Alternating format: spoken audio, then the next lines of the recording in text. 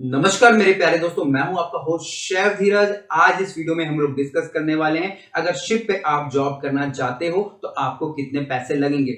जब भी विदेश में जॉब की बात आती है तो हमारे दिमाग में सबसे पहला ये क्वेश्चन आता है कि मुझे कितने पैसे देने पड़ेंगे जिससे कि मुझे जॉब मिल जाए। बट एक्चुअल में ऐसा नहीं है। मैंने कई सारी शिपिंग कंपनी में काम करा है और हर एक कंपनी में मैं बिना पैसे दिए हुए गया हूं, चाहे वो स्टार क्रूजेज हो, लूज क्रूज लाइन हो, पुलमंतर क्रूजेज हो या फिर आरसीसीएल। इवन अगर अब भी मैं जाना चाहूंगा तो अब भी मैं बिना पैसे के ही जाऊंगा, क्योंकि अगर आप किसी एजेंट को पैसे दे रहे हो शिप में जाने के लिए वो कंप्लीटली इलीगल है। तो जितने भी स्कैम होते हैं वो इस कारण ही होते हैं कि हमको जानकारी ही नहीं होती है।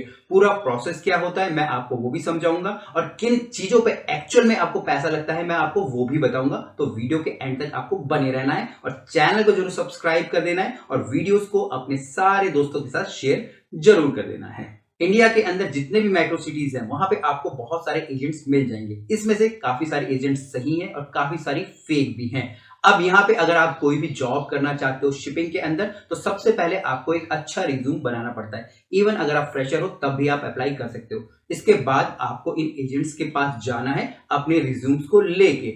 अगर यहाँ पे आपके पास कुछ एक्सपीरियंस है तो बहुत ही अच्छी बात है। यहाँ पे आप किसी भी डिपार्टमेंट में हो, चाहे इंडियन में हो, काउंटी में हो, चाइनीज, थाई, कोई भी आप डिपार्टमेंट बोल दीजिए, आप अप्लाई कर सकते हो। क्योंकि यहाँ पे किसी भी प्रकार के आपके फूड ट्रायल नहीं हो रहे होते हैं। यहाँ पे जो भी हायरिंग होगी वो बेसिस पे होगी किसके, आपको कितना नॉलेज है और नॉलेज कौन सा है जो कि आपको कॉलेज के अंदर बेसिक्स में सिखाया गया है। वहां पे ऐसे सिस्टम्स होते हैं, अगर आपको बेसिक आपका क्लियर है तो आप वहां पे इजीली जॉब कर पाओगे। अगर आपके बेसिक्स क्लियर नहीं है तो आप वहां पे घूमते फिरते ही रह जाओगे और कभी भी सही ढंग से जॉब नहीं कर पाओगे। इवन आप अपने इंटरव्यूज को क्रैक भी नहीं कर पाओगे। जब आप अपने एजेंट्स के पास जाते हो, ठीक है, तो और आप बोलते हो कि मुझे ये पोजीशन चाहिए, कॉमी 3 कॉमी 2 1 चाहिए, फ्रेशर हो, तो उनसे उनको कोई मतलब नहीं होता। वो आपका रिज्यूम लेते हैं और आपका एक बेसिक इंटरव्यू लेते हैं। बेसिक इंटरव्यू के अंदर वो आपकी पर्सनैलिटी को चेक करते हैं, आपको चेक करते हैं आपके पास कितना नॉलेज है कलनरी का और बेसिक्स का और आपकी पर्सनैलिटी। ये सब जज करने के बाद वो एक माइंड बना लेते हैं कि भैया इसको मुझे कॉमी 3 भेजना है, इसको कॉमी 2 भेजना है। अगर कोई सीडीपी हो, मैंने ऐसे भी देखे जो इंडिया में सीडीपी थे उनको वहां पे कॉमी 2 बना के भेज दिया गया, ऐसा भी होता है। ठीक है, तो वो जज करेंगे आपको। इसके बाद आपको एक छोटा सा इंग्लिश का एग्जाम देना पड़ता है जो कि बहुत ही ज्यादा इजी होता है, जिसको कि हम लोग मर्लिंग टेस्ट बोलते हैं। कहीं कहीं पे किसी किसी कंपनी में ये भी नहीं होता है। इसमें अगर आप फेल भी हो जाते हैं तब भी आप दोबारा से इसको अप्लाई कर सकते हो। बट बेसिकली इजीली ये हो जाता है, किसी भी प्रकार की आपको मुश्किल नहीं आती है। जब ये दो चीजें हो जाती है उसके बाद जो कंपनी है या जिस कंपनी में आपने अप्लाई किया है या जो एजेंट है, उसके बाद बहुत सारी कंपनी है, वो सबको आपके रिज्यूम शेयर कर देता है आपकी प्रोफाइल के साथ। इसके बाद जो वहां के डेलीगेट होते हैं वो इंडिया में आते हैं, आपके इंटरव्यूज लेते हैं, आपके पर्सनल इंटरव्यूज वहां होते हैं। अगर पर्सनल इंटरव्यू नहीं हो पा रहे तो वो ऑनलाइन आपके इंटरव्यू लेते हैं जूम पे या किसी भी प्रकार की तकनीक का सहारा लेके।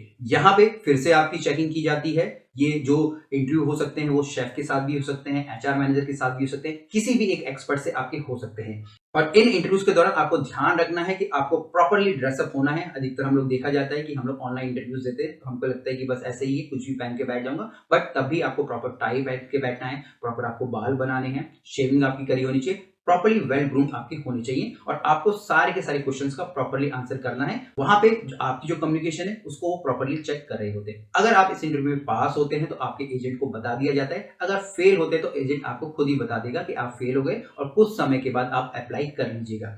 अगर ये चीजें क्लियर हो जाती है तो फिर उसके बाद बारी आती है आपके मेडिकल की। आपको मेडिकल के लिए बोला जाता है। अब आपको ये मेडिकल करवाना होता है और मेडिकल भी सिर्फ वही होगा जो कि अप्रूव सेंटर हो। अप्रूव सेंटर कौन से हैं, नेट पे भी बहुत सारी वीडियोस है, मैं भी ऊपर से और बना दूंगा, या फिर जो आपके एजेंट है वो आपको प्रॉपर्ली वहां पे गाइड कर देते हैं।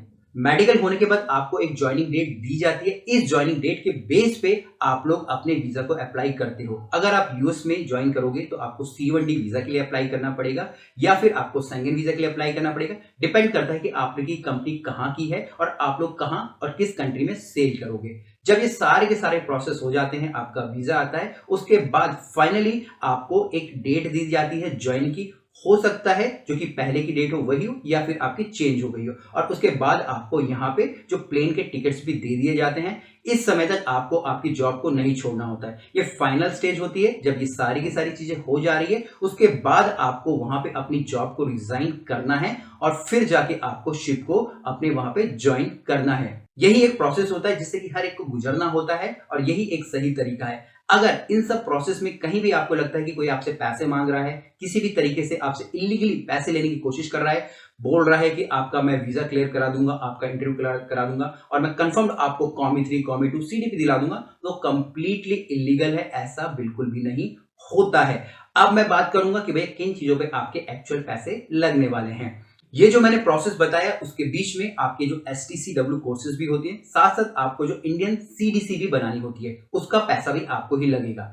अब यहाँ पे जब आप अपनी पुलिस वेरिफिकेशन करवा रहे हो उसका पैसा भी आपको देना पड़ेगा, आपके मेडिकल्स होंगे उसका पैसा भी आपको देना पड़ेगा, वीजा का पैसा भी आपको ही पे करना पड़ेगा, टिकट्स का पैसा भी आपको पे करना पड़ेगा, और जो छोटे मोटे खर्चे होते हैं आपके आने जाने के वो सारे के सारे आपको ही पे करने पड़ेंगे। एक समय ऐसा था जब ये सारे के सारे खर्चे कंपनी वाले करते थे, क्योंकि उस समय जो शिप के अंदर जो जॉब थोड़ी सी मुश्किल होती थी। आजकल शिप में जॉब पाना आसान हो गई है, लोग जाते हैं, ज्वाइन करते हैं और 1-1.5 महीने के अंदर छोड़ के आ जाते हैं, जिससे कि कंपनियों को बहुत ही ज्यादा नुकसान होता है। तो उनको ये नुकसान ना हो, ये सारी की सारी चीजें जो शिप में ज्वाइन करना चाहता है कैंडिडेट उससे ही फुलफिल करवाई जाती है, ताकि कंपनी को नुकसान ना हो। वहीं जब आपका पहला कॉन्ट्रैक्ट खत्म हो जाता है और आप दूसरे कॉन्ट्रैक्ट में ज्वाइन करते हो, तो वहां पे टिकट का पैसा आपसे नहीं लिया जाता है। वो सिर्फ इसलिए ही कि आपको पहले वो चेक करते हैं कि भाई ये कंपनी में रुकेगा कि नहीं रुकेगा। उम्मीद करता हूं अब आपको समझ आ गया होगा कि किन किन चीजों पे आपका पैसा लगने वाला है, क्योंकि यहाँ पे भी मैं आपको एग्जैक्ट फिगर नहीं दे पाऊंगा। अगर आप C1D वीजा अप्लाई करें तो आपकी फी अलग होगी, शेंगेन वीजा की अलग होगी,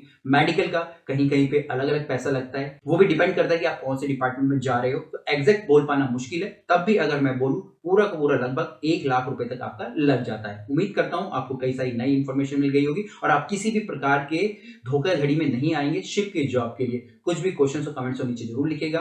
फिर मिलेंगे एक नए वीडियो में, तब तक के लिए जय हिंद।